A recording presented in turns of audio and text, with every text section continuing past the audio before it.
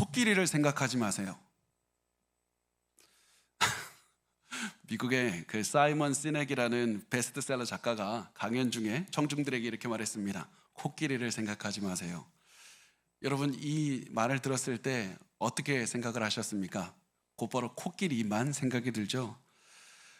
이렇게 우리가 코끼리를 생각하지 말라는 말을 들으면 우리는 계속해서 자연스럽게 코끼리만 생각하게 됩니다. 왜냐하면 우리는 뇌에게 무엇을 하지 말라고 명령할 수는 없기 때문입니다. 우리는 뇌에 무엇을 하라고는 명령을 내려도 뇌에게 그만하라고 명령을 내릴 수는 없는 겁니다.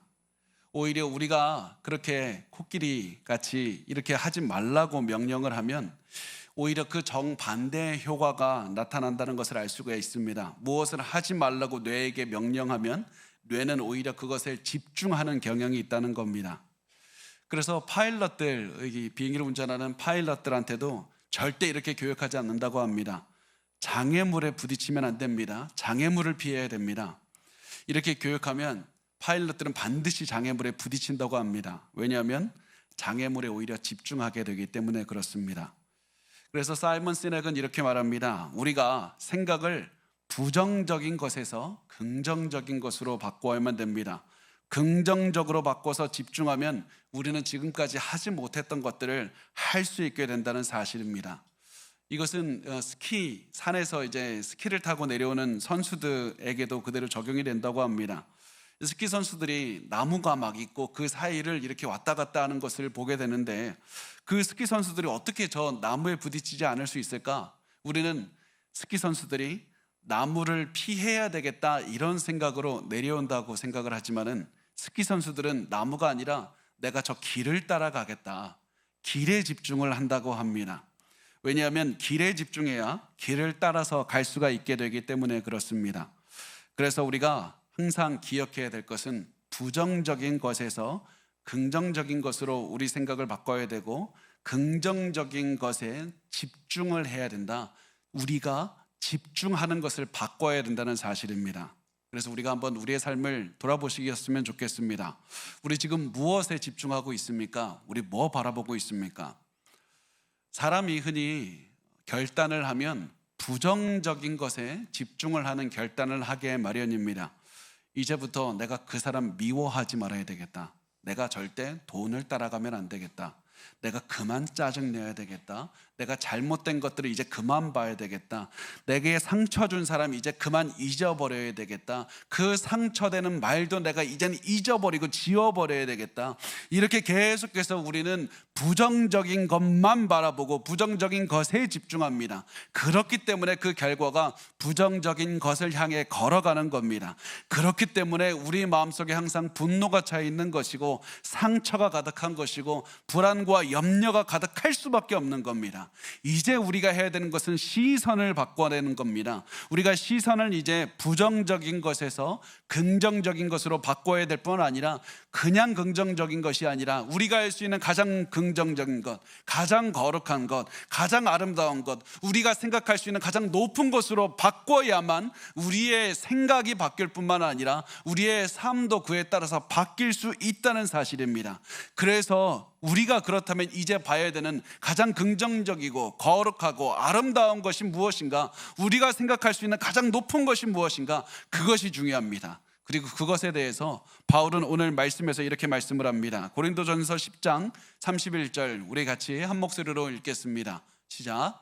그런즉 너희가 먹든지 마시든지 무엇을 하든지 다 하나님의 영광을 위하여 하라.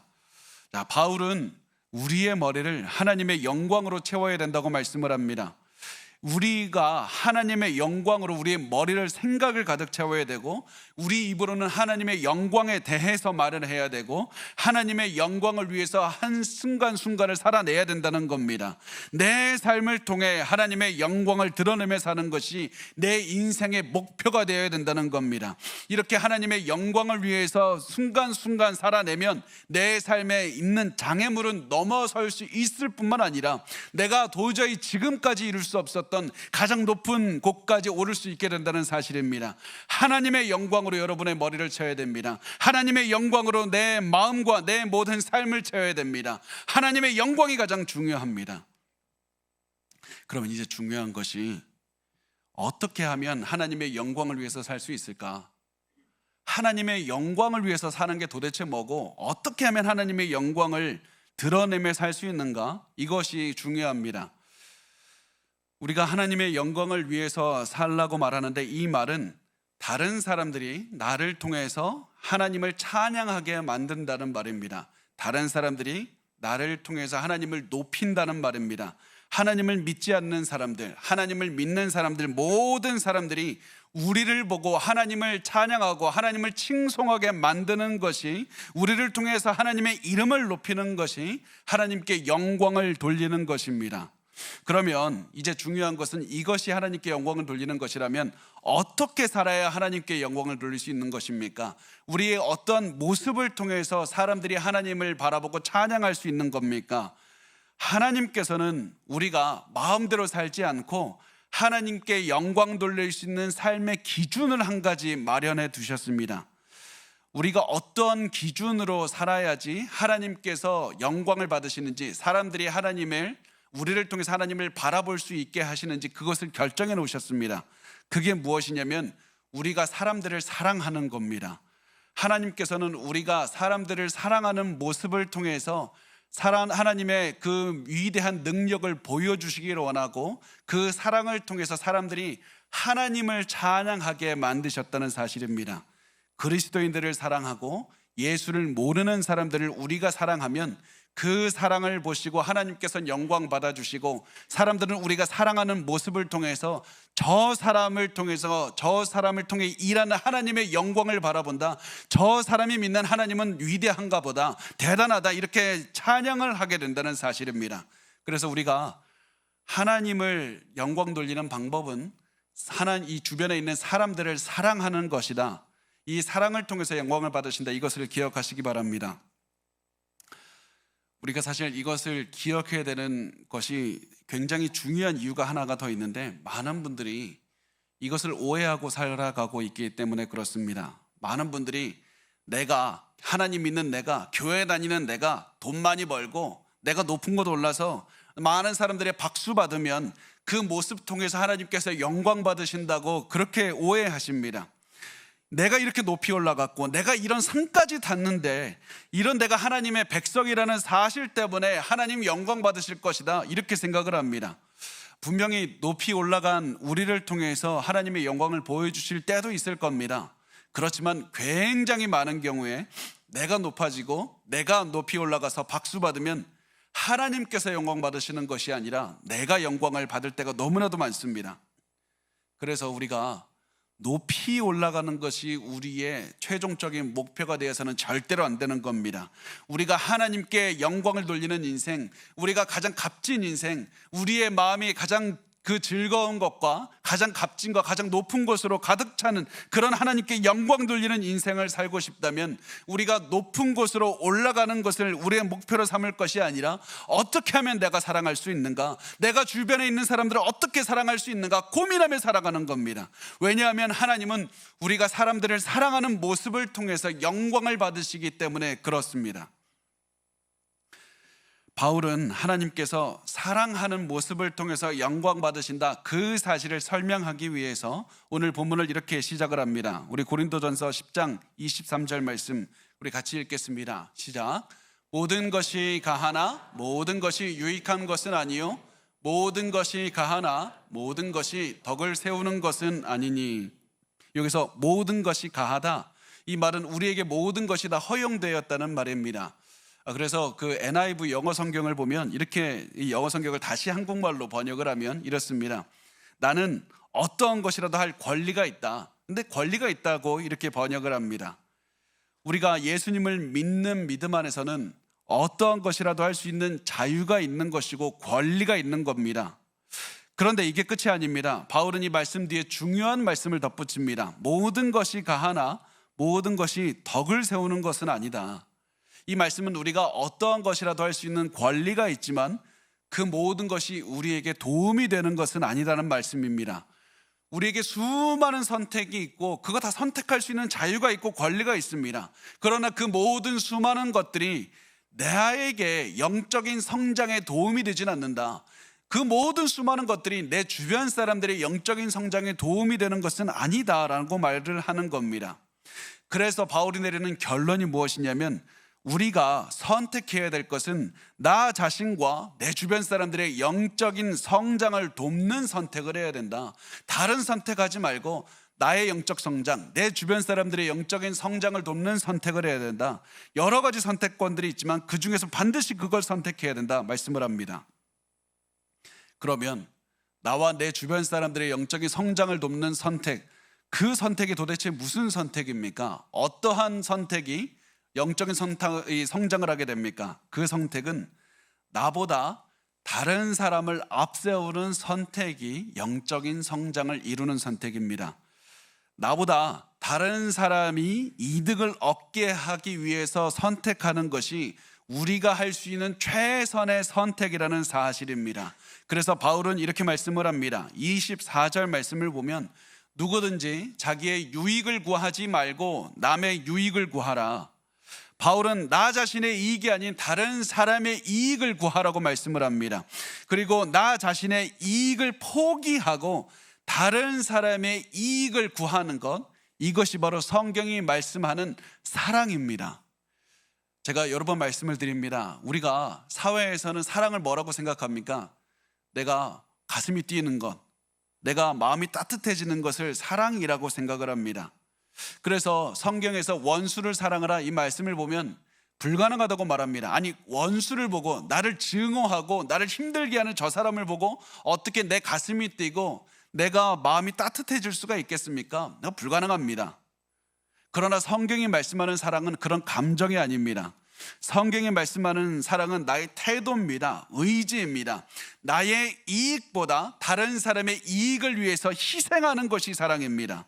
나 자신의 이익을 위해서 선택할 수 있는 권리도 있습니다. 이 권리를 행사해서 내가 이 선택해도 아무도 나에게 뭐라고 그럴 사람 없습니다. 그런데 내가 다른 사람의 이익을 위해서 나의 이익을 포기하고 다른 사람을 위해서 희생하는 것, 이것이 사랑입니다. 희생하는 것이 사랑이고 희생하는 만큼 우리는 사랑을 하고 있는 겁니다. 그래서 희생이 중요합니다. 그래서 여러분, 오늘 이 시간에 여러분의 삶을 한번 보시기 바랍니다. 우리 얼마나 희생하고 있습니까? 입으로 사랑한다고 말하면서 얼마나 희생하고 있습니까? 우리가 우리의 원수, 우리가 미워하고 증오하고 생각조차 하기 싫어하는 사람들, 그 사람 사랑하게 해주십시오, 용서하게 해주십시오 말하면서 그분들을 위해서 얼마나 희생했습니까? 여러분, 이것이 중요합니다. 우리의 삶에서 진정한 희생으로 드러나는 것이 중요합니다. 여러분이 최고의 인생을 살고 싶다면, 위대한 하나님의 영광이 나를 통해서 드러나는 그런 엄청난 인생을 살고 싶다면 지금부터 해야 되는 것이 실질적으로 희생하는 선택을 하면서 살아가는 것이라는 사실입니다. 나 자신의 이익을 선택하지 않고 내 원수에게 이익이 되는 선택을 하셔야만 됩니다. 여러분, 반드시 기억하십시오. 그렇게 해야 내 마음속에 있는 그 사람 용서할 수 있습니다. 그렇게 해야 내가 이제 그 사람 이제 잊어야지, 내가 용서해야지, 내가 그 사람이 한 나에게 상처 준 말 잊어야지. 아무리 생각해도 잊을 수가 없지만 내가 그 사람을 위해서 기꺼이 손해를 감수하고 기꺼이 희생해서 그 사람이 복을 받게 이익이 될 수 있도록 하겠다. 그런 다짐을 할 때만이 비로소 우리는 원수를 사랑할 수 있고 우리는 우리 마음에 있는 모든 원한, 미움, 증오를 없애버릴 수 있다는 사실입니다. 어떻게 하면 그 사람 사랑하고 희생할 수 있을까? 그 사람을 위해서 나는 무엇을 포기할 수 있을까? 나는 오늘 무엇을 해야 될까? 이 생각으로 여러분의 마음을 채우셔야만 됩니다.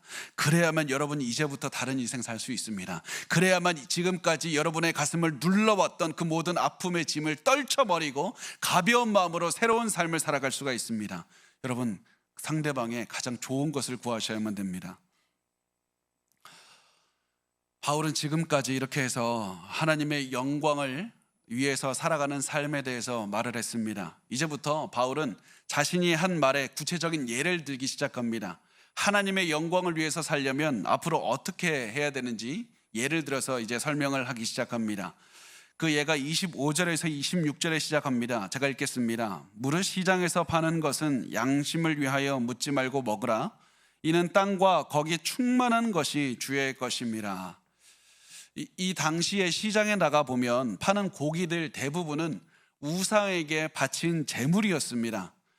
그리고 그 유대교를 믿는 유대인들, 기독교인들이 아닌 유대인들은 우상에게 바친 고기는 먹지 않았습니다. 그래서 어떤 그리스도인들은 우리도 우상에게 바친 제물 먹으면 안 되지 않습니까? 우리 그 고기 먹지 맙시다, 이렇게 주장을 했습니다. 그런데 바울은 고기가 우상에게 바쳐진 것인지 아닌지 그거 하나도 중요하지 않다, 정말 중요한 것이 아니다. 그래서 고기를 살 때 이 고기 우상에게 바쳐진 겁니까 아닙니까? 그거 질문하지 말라고 했습니다. 물을 필요도 없다는 겁니다. 마치 우리 시대로 보면 우리가 먹을 음식이 제사상 위에 올라갔던 음식인지 아닌 음식인지 그거 하나도 중요하지 않다는 겁니다. 우리가 절대로 제사에 참여해서는 안 되는 것이지만 제사상에 올라갔다 내려온 음식을 먹는 것은 문제가 없다는 겁니다. 왜 그렇습니까? 왜 그러냐면 바울이 우리가 우상에게 바쳐진 음식을 먹을 수 있는 이유에 대해서 이렇게 말을 합니다. 땅과 거기 충만한 것이 주의 것이기 때문이다. 땅과 거기 충만한 것이 주의 것이기 때문이다. 이 말은 이 세상에 있는 모든 피조물이 하나님께서 만든 것이기 때문에 그렇다는 겁니다. 우상에게 바쳐진 것이든지 아니든지 어차피 하나님께서 만드셨기 때문에 어떤 고기든지 먹어도 괜찮다라는 말씀입니다. 어떤 고기든지 하나님께서 주신 것으로 생각하고 감사히 받아 먹으라. 이렇게 하면 문제가 끝나면 굉장히 편한데요, 사실 혼자 집에서, 우리 집에서 혼자서 밥 먹는 것은 그렇게 큰 문제가 되지 않습니다. 내가 그냥 하나님 말씀 이해하고 그대로 실천하면 됩니다. 그런데 문제가 언제 복잡해집니까? 다른 사람이 같이 낄 때, 같이 식사할 때 문제가 복잡해집니다. 특히 예수를 믿지 않는 사람과 식사를 할 때 어떻게 해야 되는가? 이제부터 문제가 좀 복잡해지기 시작합니다. 바울은 그 질문에 대해서 이렇게 말을 합니다. 27절에 보면 불신자 중 누가 너희를 청할 때 너희가 가고자 하거든 너희 앞에 차려놓은 것은 무엇이든지 양심을 위하여 묻지 말고 먹으라. 자, 이 어느 상황이냐면 만약에 그리스도인이 불신자 집에 초대를 받았다고 하자, 식사 초대를 받았습니다. 이 바울은 불신자가 어디로 초대했는지는 말하지 않았지만은 이 말씀을 보면 어디로 초대했는지는 나오질 않지만 불신자의 집으로 초대했다는 것을 우리가 기억을 해야 됩니다.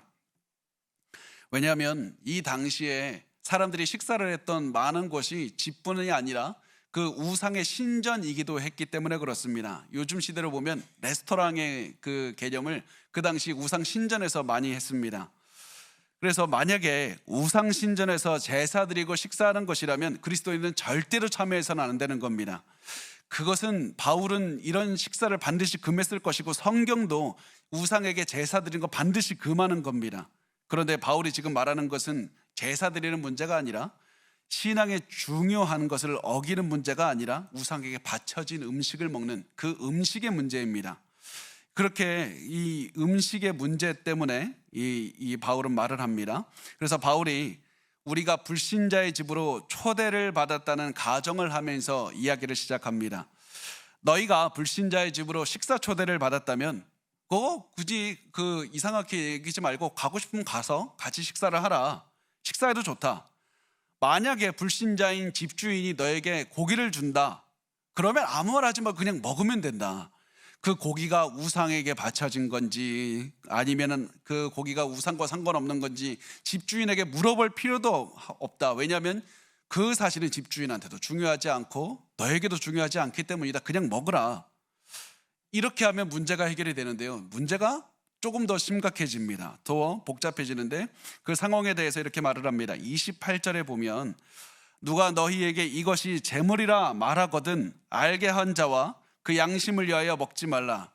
지금까지는 서로 묻지도 않고 이 대답도 안 했기 때문에 그냥 먹으면 되는데 이제 문제가 왜 복잡해지냐면 누가 이 집에 초대받은 그리스도인한테 이 고기는 우상에게 바쳐진 겁니다, 갑자기 말을 했던 겁니다. 누가 도대체 이 말을 했고 왜 이 말을 했는가? 이 두 가지가 중요합니다. 누가 도대체 이 말을 했고 왜 이 말을 했는가? 이때 우리가 두 가지 상황을 한번 나눠서 살펴볼 수가 있습니다. 잘 따라오셔야 됩니다. 첫 번째 상황이 뭐냐면 이 집에 초대한 불신자인 집주인이 이거 고기 우상에게 바친 겁니다 라고 말해줄 수도 있고, 두 번째는 불신자 집주인은 가만히 있는데 믿음이 약한 그리스도인 딴 사람이 와갖고 갑자기 이거 저 사람이 그 우상에게 바쳐진 고기를 가지고 온 겁니다 이렇게 말해줄 수도 있습니다. 이 두 가지 상황이 있는데요, 첫 번째 불신자인 집주인이 이 고기 우상에게 바친 겁니다 이렇게 말해주었다는 상황을 한번 가정을 해보겠습니다. 만약에 이런 상황이라면 이 사람 왜 얘기를 해줬겠습니까? 아마 기독교인 손님을 고려하고 생각해서 말을 해주었을 겁니다. 내가 유대인들 보니까 유대인들은 우상에게 바쳐진 고기 먹지도 않던데, 혹시 당신들, 내가 그리스도인들은 잘 모르지만 유대인들에게서 나온 사람들 아닙니까? 만약에 그렇다면 당신들도 유대인들처럼 고기, 그 우상에게 바쳐진 고기 먹으면 안 되는 것 아닙니까? 아마 이렇게 그 손님을 걱정하는 마음으로 말을 했을 겁니다. 이때 기독교인이 이거 기독교인의 자유와 권리와 이 예수 그리스도 안에서 누리는 그 모든 것들을 사실 설명하기가 어렵지 않습니까? 그래서 이 기독교인 손님이 집주인의 염려에 대해서 알고 있으면서도 고기를 먹는다면 이 집주인, 불신자 집주인은 기독교인을 굉장히 오해할 겁니다. 저 사람은 신앙도 제대로 없는 저 위선자라고 생각을 할 겁니다. 그러면서 저 사람은 자기 마음대로 살면서 예수를 믿는다고 위선 떠는 사람이라고 오해할 겁니다. 이게 왜 중요합니까? 이게 중요한 이유는 앞으로 이 기독교인 손님이 말하는 그 어떠한 것도 믿지 않게 되고 이 사람을 믿는 하나님께 영광을 돌리지 못하게 되고 이 사람이 말하는 복음을 절대로 듣지 않게 된다는 사실입니다. 그래서 바울이 말하는 것은 그냥 이런 경우가에 불신자인 주인이 말해주었다면 그냥 그 고기 먹지 마라, 그게 제일 좋다, 이렇게 말을 합니다. 근데 두 번째 경우는 조금 더 복잡합니다. 갈수록 복잡해지는데, 자, 믿음이 약한 이제 그 그리스도인이 바로 옆에서 같이 손님입니다. 이 사람이 이 말을 해준 겁니다. 이 고기 이 우상에게 바쳐진 고기입니다. 그래서 우리 먹지 맙시다, 이렇게 얘기를 해줬다는 겁니다. 이때는 어떻게 해야 되는가? 만약에 나에게 이 고기가 우상에게 바쳐진 고기라고 말해준 사람이 신앙이 성숙했다면 이 사람은 이런 고기 먹지 말자고 말도 하지도 않았을 겁니다. 그냥 먹었을 겁니다. 기독교인의 자유와 권리에 대해서 다 알고 있으니까 먹었을 겁니다. 그런데 이 사람의 믿음도 약하고 지식도 약해서 우상에게 바쳐진 고기는 먹으면 안 된다고 생각했고, 그리고 이 사람이 그리스도인에게 이 고기 우상에게 바쳐졌기 때문에 먹으면 안 된다, 믿음이 약한 것을 드러내는 겁니다. 이런 상황이라면 바울은 우리에게 뭐라고 얘기를 하냐? 믿음이 약한 성도를 위해서 그 고기 먹지 마라. 왜냐하면 그 고기를 먹으면 믿음이 약한 성도의 신앙에 방해가 되기 때문이다. 그 성도의 신앙을 세울 수가 없다. 만약 그 고기 먹는다면 그 믿음이 약한 성도는 우리를 보고 위선자라고 욕할 것이고 우리가 하는 말을 듣질 않을 것이고 하나님께 영광 돌리질 않을 것이다. 그러나 우리가 우리의 권리를 포기하고 고기 안 먹으면 그 성도의 믿음을 지킬 수 있을 것이다. 그래서 그 믿음 약한 성도가 잘못된 생각을 가지고 있다 할지라도 그 믿음 약한 성도를 위해서 잘못된 생각을 따라주라는 겁니다. 아시겠죠? 근데 사실 여기서 질문이 하나 생기셔야만 됩니다. 이 질문이 생기게 되는 게 뭐냐면, 잘못된 거 고쳐줘야 되지 않습니까? 그 사람 잘못 생각하고 있고, 그래서 기독교인들은 이 고기가 우상에게 바쳐진 거든지 아닌 것인지 먹어도 됩니다, 이렇게 고쳐줘서 생각을 바꿔줘야 되는 것 아닙니까? 잘못된 생각을 당장에 알아듣게 설명해서 고치는 게 훨씬 중요하지 않습니까? 물론 우리가 잘 생각해야 됩니다. 잘못된 생각을 고치는 것은 매우 중요합니다. 그렇게 해서 그 믿음이 약한 성도도 하나님께서 우리에게 주신 자유를 누리도록 하는 거 정말 중요합니다. 그런데 바울이 얘기하는 것이 무엇이냐면, 잘못된 것을 가르쳐 주는 것보다 너의 자유를 포기하는 것이 훨씬 더 중요하다. 너의 권리를 포기하는 것이 먼저다. 너가 먼저 희생해서 권리를 포기해서 사랑을 실천해라. 사랑의 실천을 통해서 하나님 영광 받으시기 때문에 그렇다. 그렇게 사랑을 실천한 다음에 적당한 때가 왔을 때 그 사람에게 잘못을 알려주면 되는 것이다. 여러분, 우리가 내가 옳고 내가 더 많이 안다는 사실, 상대방 틀렸으니까 고쳐줘야 되는 것, 올바른 길로 인도해야 되는 것이 가장 먼저인 것 같습니다. 그러나 내가 희생하고 내가 포기해서 내가 사랑을 실천하는 것, 그것이 가장 먼저라는 사실을 가장 기억하셔야 됩니다. 먼저 사랑하는 선택을 하시는 것이 가장 중요합니다. 먼저 사랑한 다음에 그 사람에게 내가 왜 고기를 먹질 않았는지 그렇게 설명을 해주면 되는 겁니다. 그때 내가 고기 먹을 수 있었지만 당신을 위해서 포기했노라고, 내가 내 권리를 기꺼이 포기했습니다, 이렇게 말을 해주는 겁니다. 그렇게 하면 믿음이 약한 성도의 신앙을 세울 수가 있다는 겁니다. 여기에 우리가 많은 문제를 해결할 수 있는 방법이 있고 많은 문제들을 피해갈 수 있는 방법이 있습니다. 우리가 서로 싸우는 이유들이 왜 그렇습니까? 굉장히 많은 이유가 내가 맞다는 사실을 증명하고 상대방이 틀렸다는 사실을 당장에 고치려고 하기 때문에 자꾸 다툼이 일어나고 자존심이 상하고 오해가 생기고 상처가 생기는 겁니다. 우리는 자꾸 상대방의 잘못을 지정하는 것이 가장 중요하다고 생각하고 가장 먼저 합니다. 그러나 바울은 우리에게 가장 먼저 포기하고 가장 먼저 희생하라, 너가 옳다는 사실을 증명하기 전에 너의 권리를 먼저 내려놓고 희생하라. 너의 생각이 옳고 너가 더 많이 한다는 사실은 나중에 기회가 왔을 때 해도 되는 것이다. 그거 중요한 일도 아니고 급한 일 절대 아니다. 우리 인생의 목표는 내가 많이 한다는 사실을 증명하는 것도 아니고 내가 맞다는 사실을 증명하는 것도 아니고 상대방이 틀렸다는 거 증명하는 것, 그거 하나도 중요하지 않습니다. 그거 목표가 될 수도 없습니다. 우리 인생의 목표는 하나님께 영광 돌리는 겁니다. 그래서 우리가 해야 되는 것은 내가 이때 내가 옳은가? 내가 억울한가? 내가 맞나? 그것이 중요한 것이 아니라 나의 삶을 통해서 하나님 영광 받고 계신가? 나의 행동을 통해서 하나님께서 기뻐하고 계신가? 사람들이 나를 보고 하나님을 찬양하고 있는가? 그것이 가장 중요하다는 사실입니다. 그런데요, 제가 한 가지 이게 말씀드리지 않은 게 있는데 조금 더 상황은 더 복잡해집니다. 그게 왜 그러냐면 우리가 지금까지 상황을 한번 정리해 보면 바울이 제시한 상황이 조금 더 복잡한데, 그게 뭐냐면, 자, 우리를 초대한 불신자 집주인은 고기 드세요 라고 하고 있고, 믿음이 약한 다른 성도는 이 고기 우상에게 바친 제물입니다, 먹지 마세요, 이렇게 하고 있는 겁니다. 어떻게 합니까 이제 도대체? 불신자 집주인이 기껏 식사 초대해서 고기 준비했더니 다른 옆에 있는 성도가 고기 먹으면 안 됩니다 막 얘기를 하고 있는 겁니다. 그러면 이런 상황에서 우리가 둘 중에 하나를 선택해야 되지 않습니까?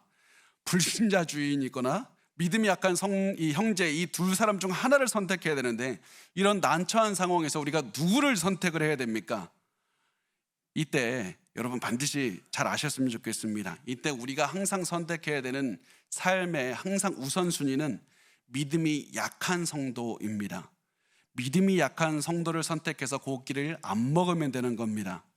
믿음이 약한 성도의 기분이 상하지 않고 그 믿음이 약한 성도의 그 믿음을 세우는 것이 훨씬 중요합니다.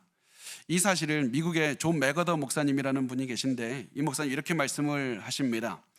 우리 삶의 기본적인 규칙은 그 어느 누구의 기분도 상하지 않게 하는 것입니다. 그러나 만약에 누군가를 선택해야 한다면 믿음이 약한 형제보다 여러분 자신의 기분을 상하게 하십시오. 그리고 만약 선택해야 된다면 믿음이 약한 형제의 기분을 상하게 하기보다 불신자의 기분을 상하게 하십시오. 여러분, 우리가 항상 기억해야 될 것은 우리와 공동체를 이루고 있고 우리에게 가장 소중한 존재는 영적인 공동체를 이루고 있는 믿음의 사람들이라는 사실입니다. 불신자와 공동체를 이루고 있는 것이 아닙니다. 성경을 계속해서 보면 그 신약 성경에서도 계속 그 믿음의 사람들을 먼저 사랑하고 먼저 채워주고 먼저 이들을 도와주는 것을 우선시한다는 사실을 말씀을 하고 있습니다. 그래서 항상 믿음의 형제가 우선하고 이들의 믿음의 성장이 가장 우선한다는 사실을 기억하시고 그들을 돕고 사랑하기 위해서 노력하시길 바랍니다. 그리고 나서 이제 바울은 다시 한번 말합니다. 이제 다른 사람들을 위해서 선택을 해야 된다고 말을 합니다. 나 자신을 위해서가 아니라 다른 사람들을 위해서 선택하는 것이 중요하다는 겁니다. 그 말씀이 29절에서 30절에 나옵니다. 제가 읽겠습니다. 내가 말한 양심은 너희의 것이 아니요 남의 것이니 어찌하여 내 자유가 남의 양심으로 말미암아 판단을 받으리요. 만일 내가 감사함으로 참여하면 어찌하여 내가 감사하는 것에 대하여 비방을 받으리요. 이 말씀은 겉보기에는 좀 다른 의미 같이 보여도 어떤 의미냐면 불신자나 믿음이 약한 형제를 위해서는 내가 이 음식을 먹지 않는 것이 정말 중요하다, 이런 말씀의 의미가 됩니다. 아무리 우리가 고기 먹을 자유가 있지만 자유만으로 행동해서는 절대로 안 되는 것이다. 왜 그런가? 너의 자유와 권리를 내세우기 전에 사랑이 중요하기 때문이다. 너에게 주어진 자유는 너 마음대로 하고 할 수 있는 자유가 아니라 하나님 앞에서 사랑을 실천할 수 있는 자유이고 종의 모습으로 내려가서 하나님을 섬길 수 있는 자유이고 너의 주변 이웃들을 사랑으로 섬길 수 있는 자유인 것이다. 그렇게 자유를 행사해야 되는 것이 너의 권리를 마음대로 행사할 수 있는 자유가 아니다. 누구라도 우리의 행동을 보고 기독교를 비판할 행동이 있는가? 그런 오해 주지 않도록 항상 남들을 섬기는 자리로 내려가라. 우리가 하는 행동은 항상 하나님께 영광을 돌리는 행동을 하라는 겁니다. 다른 사람들의 양심에 거리끼는 삶을 살아서는 절대로 안 되는 것이다. 이렇게 바울은 말한 다음에 우리의 삶의 가장 중요한 원리, 우리가 오늘 계속 강조하고 있는 말씀, 이것을 말씀을 합니다. 우리 31절 같이 읽겠습니다. 시작. 그런즉 너희가 먹든지 마시든지 무엇을 하든지 다 하나님의 영광을 위하여 하라. 아멘. 우리가 어떠한 선택을 하든지 하나님의 영광을 위해서 해야 된다는 겁니다. 사람들이 나를 보고 하나님을 찬양하는 인생을 살아야 됩니다. 이것이 우리의 삶의 가장 기본적인 원칙이 되어야만 됩니다. 우리가 하나님께 영광 돌리는 삶을 살아야 됩니다.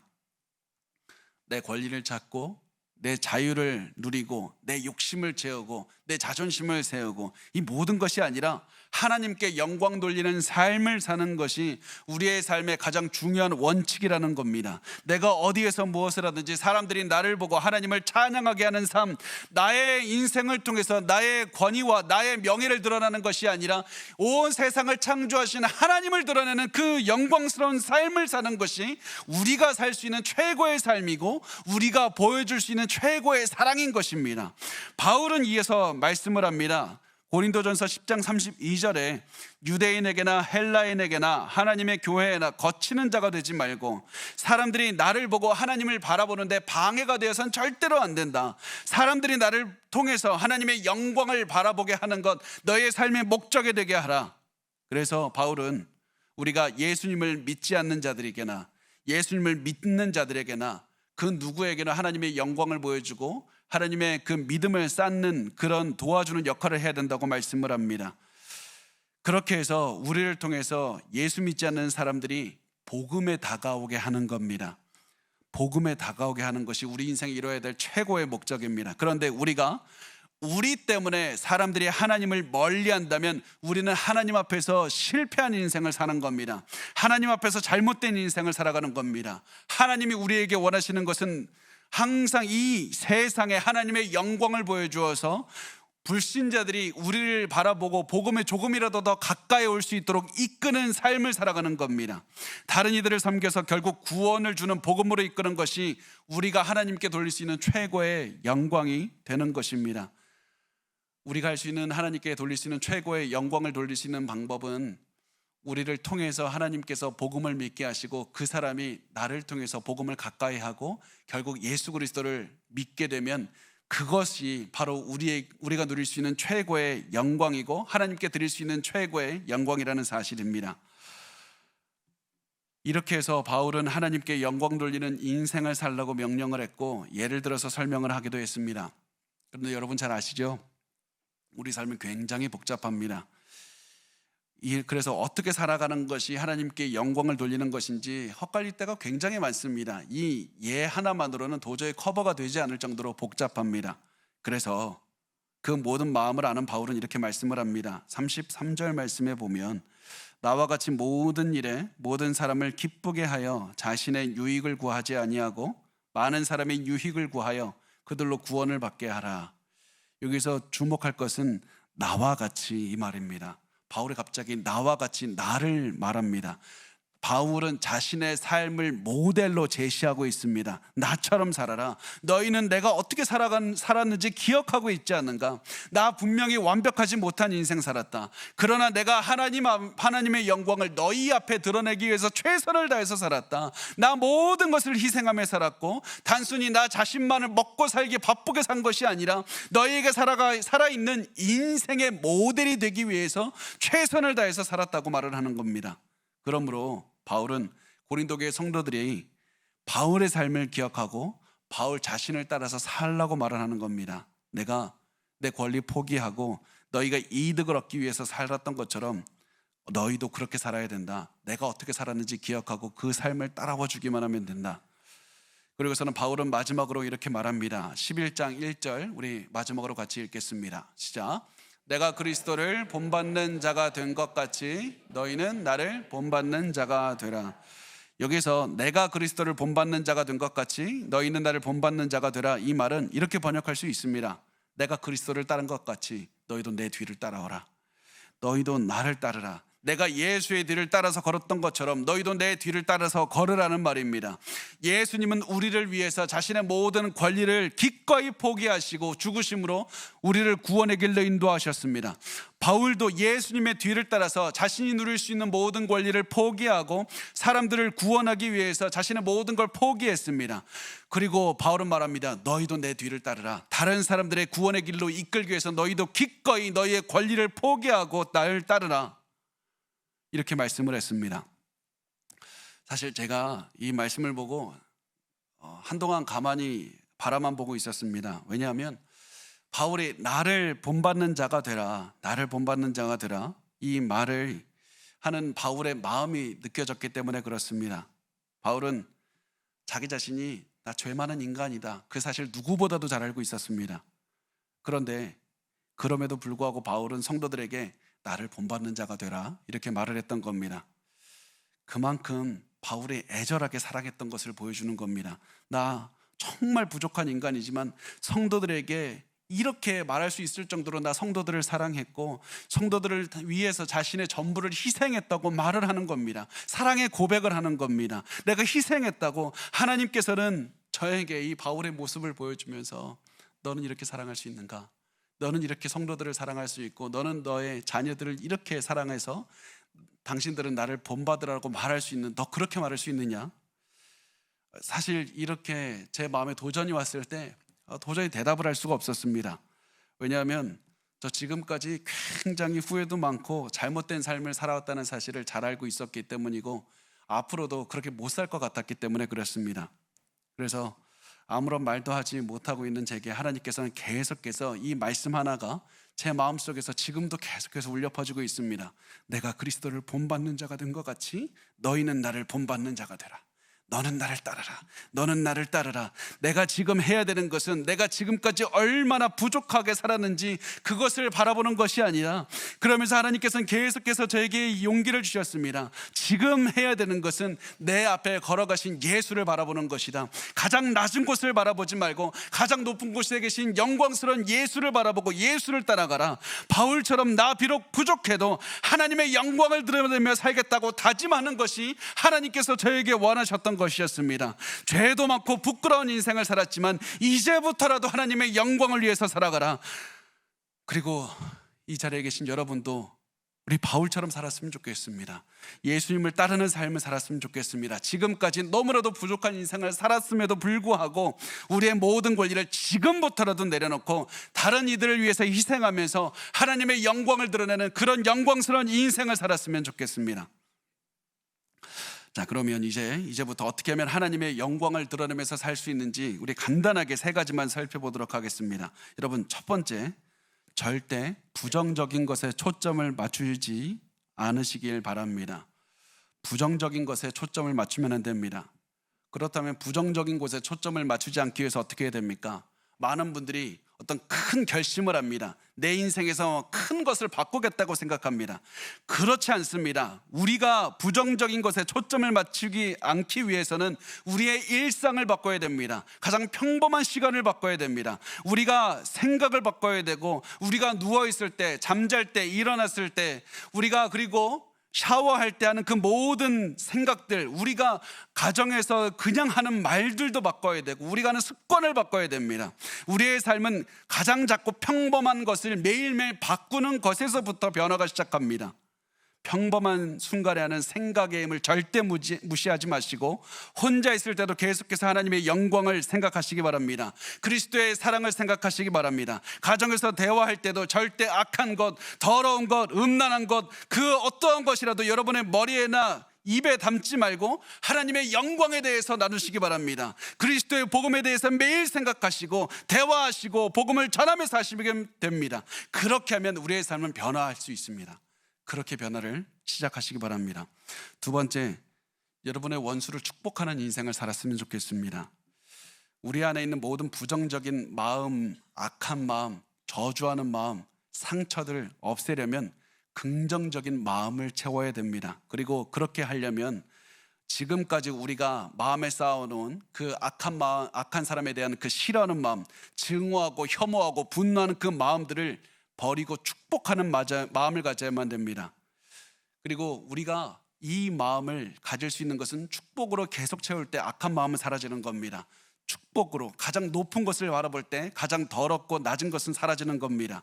그래서 여러분이 지금 생각하는 가장 싫어하는 사람, 여러분을 가장 괴롭게 했던 사람, 증오했던 사람, 여러분이 상처를 줬던 그 사람을 축복하는 삶을 사셨으면 좋겠습니다. 마음으로만 하지 마시고 여러분 그 사람을 위해서 최소 하루에 3분씩 기도하셨으면 좋겠습니다. 단 하루만 하지 마시고 여러분의 마음에 증오와 미움이 사라질 때까지, 상처가 사라질 때까지 하시기 바랍니다. 그렇게 해야 여러분의 마음에 있는 악한 것들을 버리고 계속해서 하나님의 영광을 드러내는 그런 모습으로 채울 수가 있는 겁니다. 세 번째, 마지막, 자녀들에게 너는 나를 본받는 삶을 살라는 말을 할 수 있는 그런 인생을 사셨으면 좋겠습니다. 많은 부모님들이 자녀들을 위해서 헌신합니다. 최선을 다해서 잠도 못 자고 노력합니다. 그런데 너는 나처럼 살라는 말은 아무도 하지 못합니다. 오히려 너 나처럼 제발 살면 안 된다, 너 나처럼 살면 안 된다라고 말을 합니다. 너 나하고는 정말 다른 인생을 살아야 된다. 만약에 여러분 우리가 자녀들에게 그런 말을 하고 있다면 우리 자녀들을 잘못 인도하고 있는 겁니다. 잘못된 가르침을 주고 있는 겁니다. 자녀들에게 부모님이 줄 수 있는 최고의 선물은 여러분이 최고의 인생을 살아내는 겁니다. 자녀들이 살기를 원하는 그 인생을 여러분이 살아내는 겁니다. 내 자녀가 나하고 똑같은 어려움이 왔을 때 나처럼 이겨줬으면 좋겠다, 그 마음으로 이겨내시고, 내 자녀가 혼자 있을 때 이렇게 괴롭고 두렵고 억울하고 악한 마음 나처럼 이겨냈으면 좋겠다. 분노하는, 나를 힘들게 하는 사람, 내 자녀도 만날 텐데 내 자녀가 만났다면 나처럼 사랑으로 이겨냈으면 좋겠다. 매 순간 그런 마음으로 살아내는 겁니다. 매일매일 그렇게 살다 보면 어느 순간 우리 인생의 마지막 날이 올 겁니다. 그리고 그 날이 오면 우리가 이 세상을 떠나기 전에 자녀들의 손을 붙잡고 이렇게 말씀을 해주셨으면 좋겠습니다. 나 비록 죄 많은 인생 살았고 후회 많은 인생을 살았다. 나 그런데 너의 본보기가 되기 위해서 최선을 다해서 살았다. 그러니까 제발 너 나를 본받기를 바란다. 너가 그렇게 살다 보면 어떻게 살아야 될지 잘 모를 때가 있을 거야. 그러면 내가 어떠한 마음으로 살아냈고 어떠한 마음으로 고민했고 어떠한 선택을 했는지 하나하나 기억하면서 살아주기를 바란다. 그렇게 해서 내가 예수를 따랐던 것처럼 너도 예수를 따르기를 원한다.